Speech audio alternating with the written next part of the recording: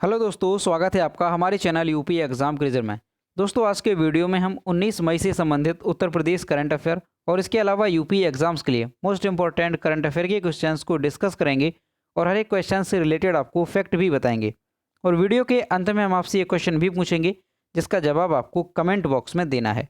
और अगर आपको इसकी PDF डाउनलोड करनी है तो आप हमारे टेलीग्राम ग्रुप से इसकी PDF डाउनलोड कर सकते हैं। टेलीग्राम ग्रुप की लिंक आपको वीडियो के डिस्क्रिप्शन में मिल जाएगी। तो चलिए आज का वीडियो शुरू करते हैं।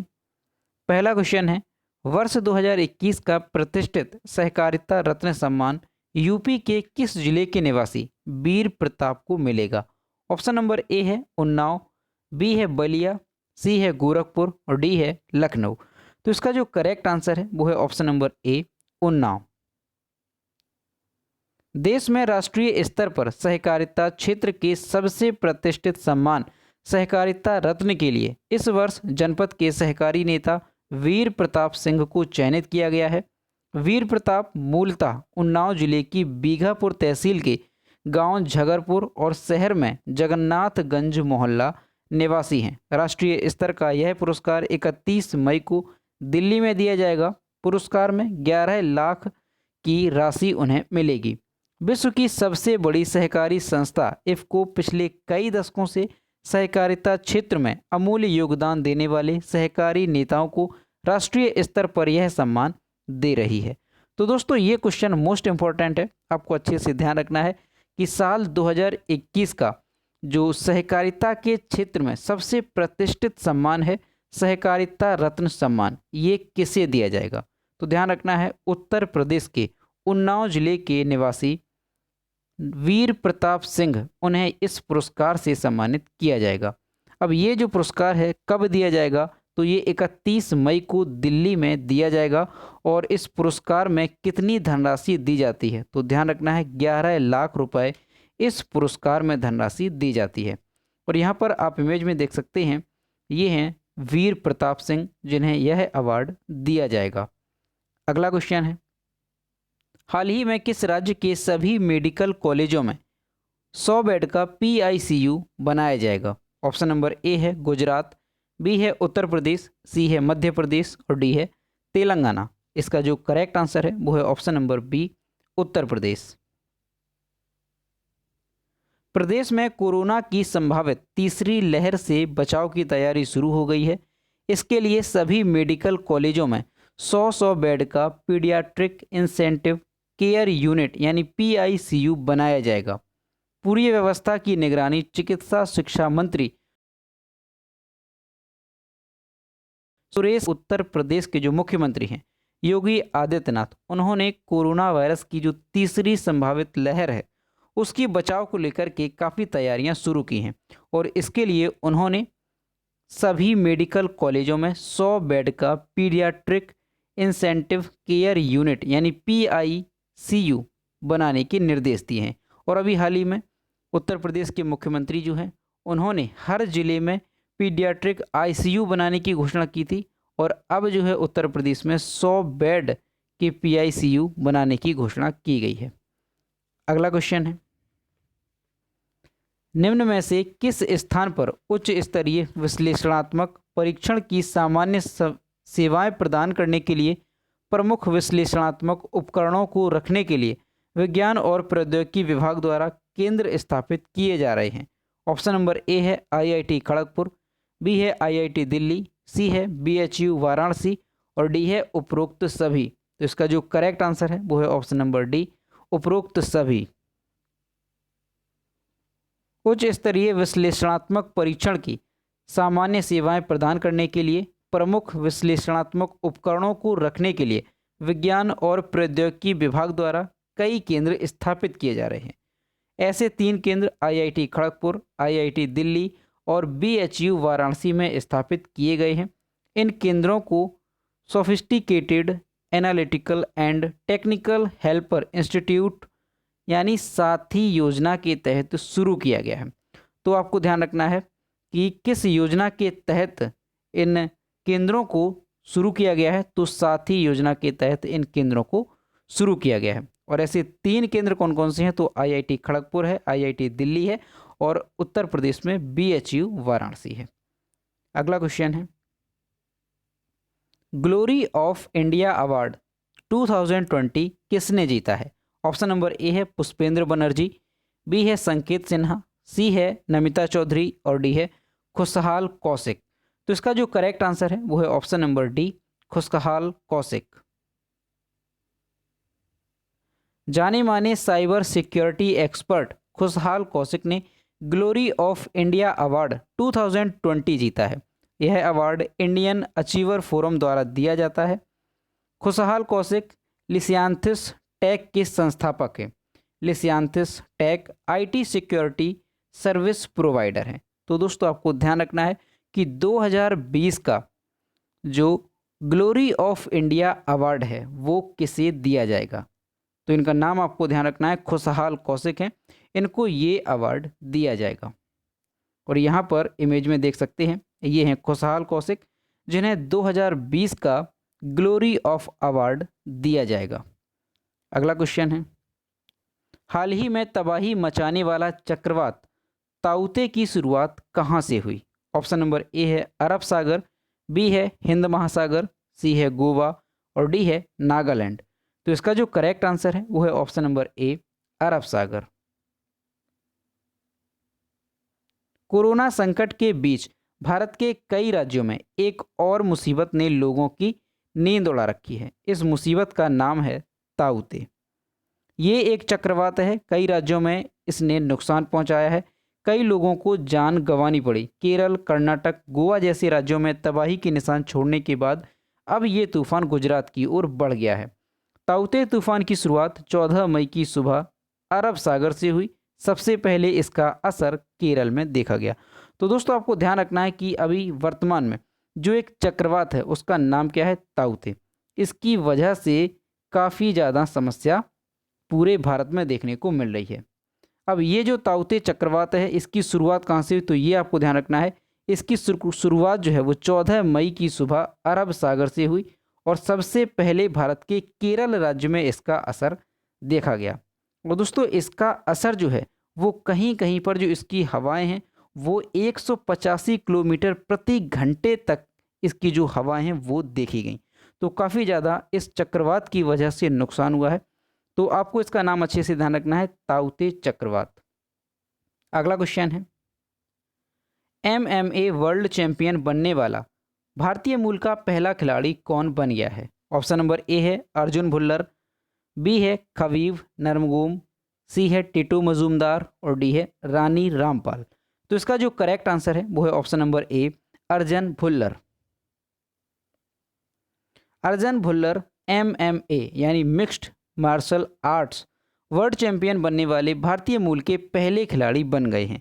कनाडा के अर्जुन भुल्लर ने ब्रेंडन वेरा को हराकर यह उपलब्धि हासिल की। अर्जुन भुल्लर 2010 के कॉमनवेल्थ गेम्स में गोल्ड मेडल भी जीत चुके हैं। यह कारनामा करने वाले वह भारतीय मूल के पहले मिश्रित मार्शल आर्ट फाइटर भी बने। इस जीत के साथ अर्जुन ने फिलीपींस मूल के अमेरिकी वेरा का 5 साल से चला आ रहा वर्चस्व तोड़ दिया। तो दोस्तों ये क्वेश्चन भी मोस्ट इंपॉर्टेंट है, आपको अच्छे से ध्यान रखना है कि अर्जुन भुल्लर जो हैं उन्होंने mixed martial arts world champion बनने वाले ये पहले भारतीय मूल के खिलाड़ी बन गए हैं। तो इस वजह से ये क्वेश्चन मोस्ट इंपॉर्टेंट है, इनका नाम आपको अच्छे से ध्यान रखना है। और यहाँ पर इमेज में देख सकते हैं ये हैं पहलवान अर्जुन भुल्लर। अगला क्वेश्चन है, निम्नलिखित में से किसने दोस्त for life mobile app launch की है? ऑप्शन नंबर ए है ICSE, बी है CBSE, सी है BSEB और डी है नीति आयोग। इसका जो करेक्ट आंसर है वो है ऑप्शन नंबर बी, CBSE। हाल ही में CBSE ने दोस्त for life mobile app launch किया।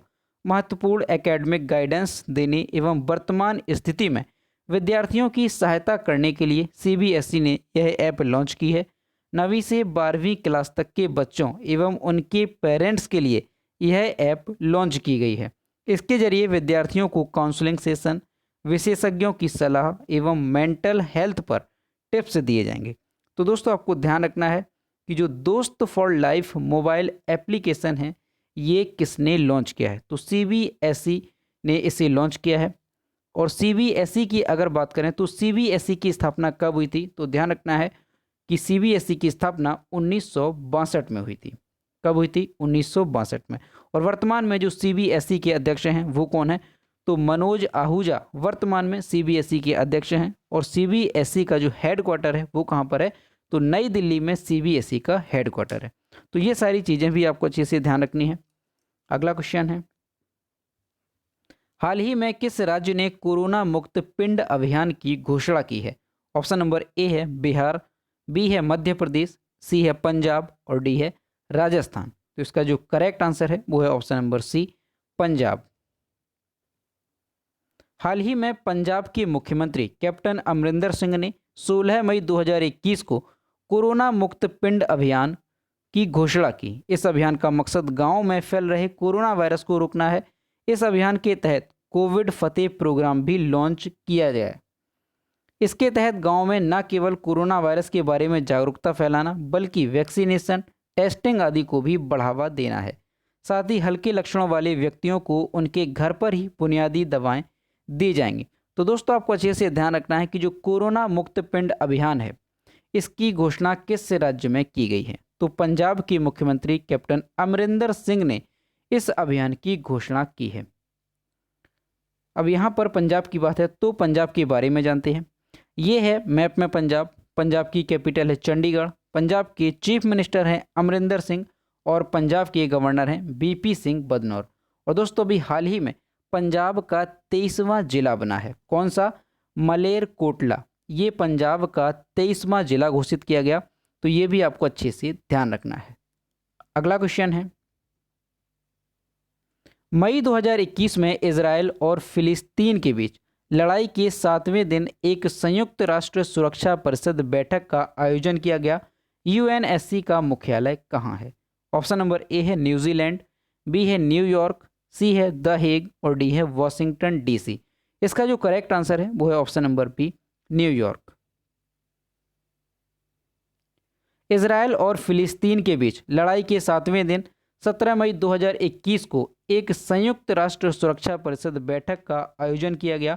10 मई 2021 को लड़ाई शुरू होने के बाद से गाज़ा में कम से कम 145 लोग मारे गए। और ये जो गाज़ा है ये फिलिस्तीन का एक क्षेत्र है।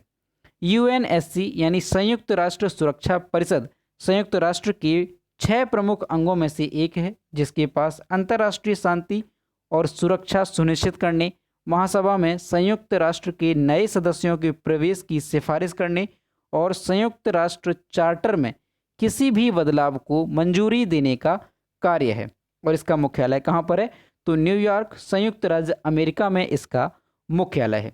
अब दोस्तों इजराइल और फिलिस्तीन के बीच जो युद्ध चल रहा है, जो इजराइल और फिलिस्तीन के बीच लड़ाई चल रही है, तो इसके बारे में आपको तो पता होगा, लेकिन इसके बीच इसका कारण क्या है तो इसके बारे में जानते हैं।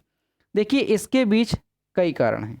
पहला कारण तो ये भी है हमास का, कि गाज़ा पर हमास का कंट्रोल है। और हमास क्या है? तो फिलिस्तीन का एक राजनीतिक संगठन और सशस्त्र संस्था है। तो ये कारण भी माना जाता है। और इसके अलावा एक कारण और माना जाता है कि जो इजराइल की राजधानी है यरूशलेम, तो फिलिस्तीन का ये कहना है कि जो यरूशलेम है वो फिलिस्तीन के हिस्से में है। तो ये कारण भी इस लड़ाई का माना जाता है। और इसके अलावा एक कारण और माना जाता है, वो है शेख जर्रा पर आदेश। तो ये क्या है?